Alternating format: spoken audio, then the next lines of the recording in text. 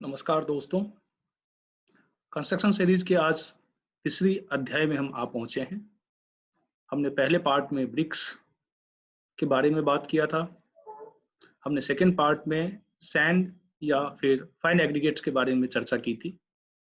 आज का हमारा ये थर्ड पार्ट है और गुड कंस्ट्रक्शन मटेरियल के इस थर्ड पार्ट में आज हम कोर्स एग्रीगेट के बारे में जानकारी लेंगे। कंस्ट्रक्शन जब भी हम करना चाहें, हमें अच्छी कंस्ट्रक्शन क्वालिटी पे ध्यान देना होता है और गुड क्वालिटी कंस्ट्रक्शन तभी पॉसिबल है जब आपके कंस्ट्रक्शन मटेरियल्स बहुत ही उम्दा क्वालिटी का हो। उसके साथ साथ गुड कंस्ट्रक्शन प्रैक्टिसेस उस साइट पे डिप्लॉय किया जा रहा। जब तक आपके साइट पे गुड कंस्ट्रक्शन मटेरियल को कंबाइन गुड कंस्ट्रक्शन प्रैक्टिसेस के साथ नहीं किया जाएगा, तब तक आपकी कंस्ट्रक्शन क्वालिटी बेहतरीन में नहीं आ सकता।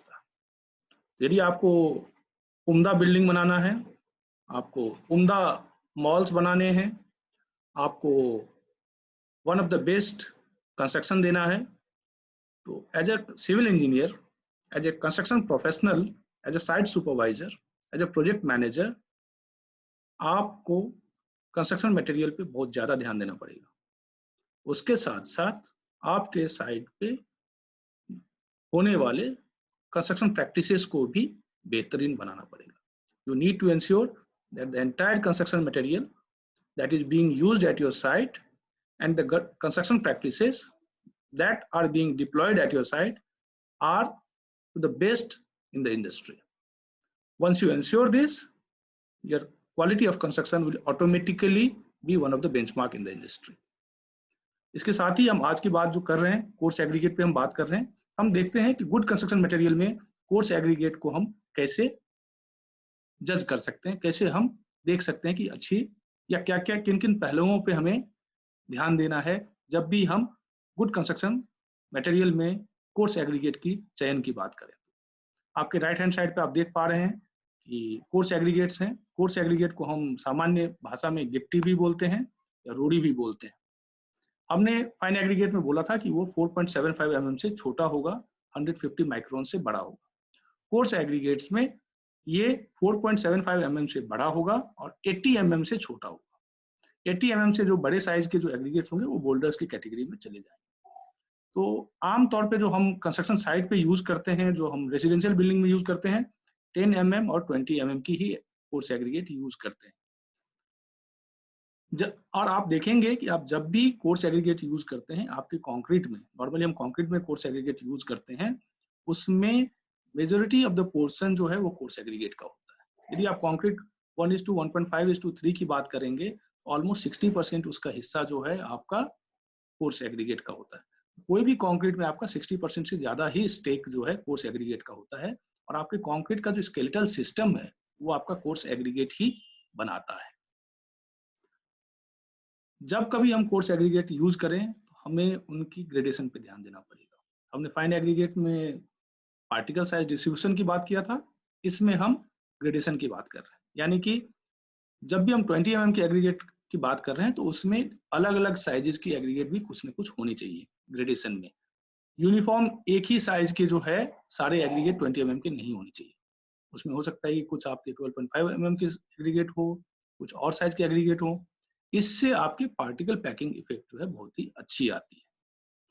ये यदि आपके ग्रेडेड वेल ग्रेडेड एग्रीगेट है तो कहीं न कहीं आपकी जो कंक्रीट की मिक्स होंगी वो बहुत डेंसर होंगी और वो जब डेंसर मिक्स होंगी तो उसमें वॉइड्स कम होंगे और आपके कंक्रीट की जो स्ट्रेंथ है बहुत बेहतरीन हो जाएगी।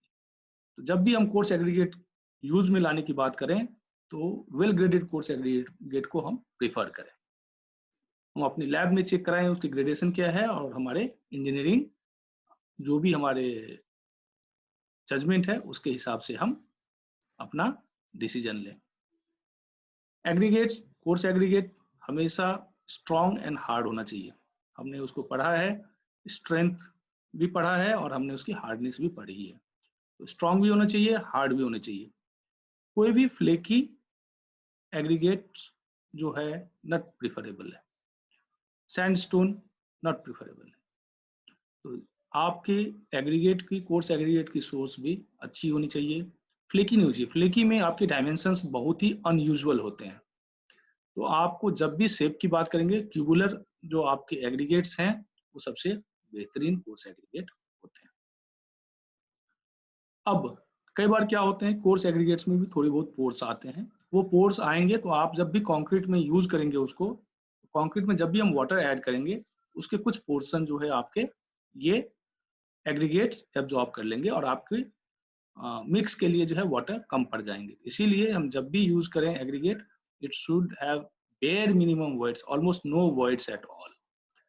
और वो वाटर एब्जॉर्प्शन जितना कम करेगा आपके मिक्स को उतना बेहतर कंट्रीब्यूट कर पाएगा। हम सिविल इंजीनियरिंग में आज की तारीख में सस्टेनेबिलिटी और ड्यूरेबिलिटी को बहुत ज़्यादा चर्चा करते हैं। तो आपके एग्रीगेट जो है ड्यूरेबिलिटी को कंट्रीब्यूट करने वाला होना चाहिए। ये सारे वेदरिंग एक्शंस को जो है रेसिस्ट करने वाला होना चाहिए। सारे टीयरिंग एक्शंस को, वेयर एंड टीयर को रेसिस्ट करने वाला होना चाहिए, क्योंकि कंक्रीट बहुत सारे अलग अलग कंडीशंस में एक्सपोज होते हैं। तो कोई भी वेयर एंड टीयर है उसको रोकने के लिए उसकी रेसिस्टिंग आपके कोर्स एग्रीगेट होनी चाहिए। कोई भी वेदरिंग एक्शन है उसको रेसिस्ट करते हुए होना चाहिए। एग्रीगेट्स केमिकली आपके इनएक्टिव होने चाहिए। हमने पढ़ा है कि एग्रीगेट यदि केमिकली एक्टिव होगा तो कहीं ना कहीं सीमेंट भी एक केमिकल है, और यदि एग्रीगेट में कुछ केमिकल है दोनों रिएक्ट करके कुछ और प्रोडक्ट को कंट्रीब्यूट कर सकते हैं। तो कोर्स एग्रीगेट आपका केमिकली इनएक्टिव होगा तो अल्कली सिलिका रिएक्शन के चांसेस नहीं है।